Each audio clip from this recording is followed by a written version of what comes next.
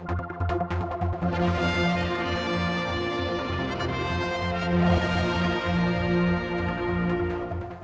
joining us now from Sark is the temporary Chief Secretary of the island, and of course coming from the Isle of Man, that's Colin Kniveton, who's been seconded down there. Mr. Kniveton, you're coming to the end of your time there. How's it been? It's been a very intriguing and at times a challenging role to come to Sark, to find the lie of the land and to work with the local politicians, or the conseillers as they are known on Sark, to frame a number of proposals for the future of Sark that they will start to consider at their next sitting of their parliament, which takes place at just after Easter. I'm reading into that then. It's been a challenging time? It has. There is always in a small community, I think, a natural reluctance to open up to outsiders who come in. But over the 4 months that I've been here, I found that increasingly people have been coming to see me and talk through their issues with me and what they would like to see in the future. And this has helped me to put together a number of proposals for the future of Sark in terms of both its government and its economy. Now, at one stage there was debate of exactly when you're coming back. Is this the minimum time, or were you asked to stay a bit longer, or what? The initial contract was for 4 months, and whilst I think there may have been some reasons as to why an extension would have been helpful, the fact is that unfortunately the sittings of Parliament only take place here on a quarterly basis. And I think by the time everybody realised that the initial 4 months was coming to an end, it was difficult at that time to actually organise a set of circumstances by which the contract could be extended. Because here, a lot of decisions that we might make within individual departments have to have the convening of a sitting of all the members to make that decision. So ultimately, I cracked on as quickly as I could.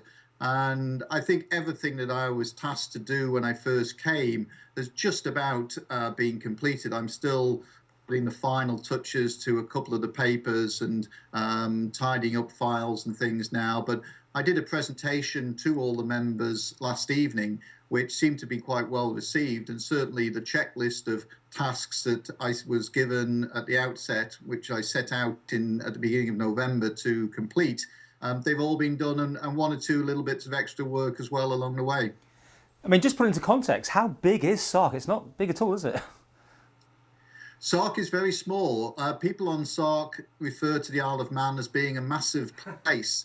So it does something I've not heard before, but so it does put the relative sizes into context. However, as a self-governing Crown dependency, there are a number of principles that Sark has to adhere to, which actually are the same whether or not you've got 850 people or 85,000. The winter population on Sark drops significantly. A lot of people leave the island during the winter. There's an absence of tourists. So you're talking about 600 to 700 people actually resident on the island during the winter months.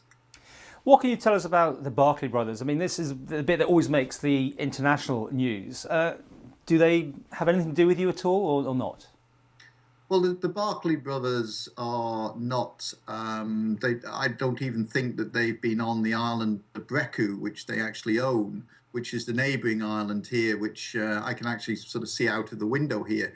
That's where they've got their very large castle-like premises that they've built. Helicopters come in sort of on a daily basis. But my understanding is they haven't been resident here during the entire winter. They have a home in Monaco where they spend, I think, the winter months. But they have representatives on the island. Sark Estates Management is the company that they own and operate on the island. And that is very active in both hotels, and their most recent sector of activity has been planting vineyards around the island. Both very controversial. I mean, I've seen the news here. Some locals aren't into that, and also they've laid off a lot of people, haven't they, working in the hotels? Well, they have, as the construction work on the hotels slowed, and then it became a matter of operating those hotels that have been completed. Certainly, and it's not just Sark, I have to say the Channel Islands generally has seen tourism numbers decrease. And if people, as you can only get here via Guernsey, if Guernsey's numbers are going down, then obviously that's going to have a negative impact on Sark. And I think it does put the Isle of Man's recent achievements in tourism into perspective when our tourism numbers have been pretty much static. They haven't been going down. We've been holding our own, which is pretty much against the grain, certainly down here in the Channel Islands, and I think most other places around the British Isles. Okay, well, we'll leave that on this interview, but we've got more to talk about in our next section.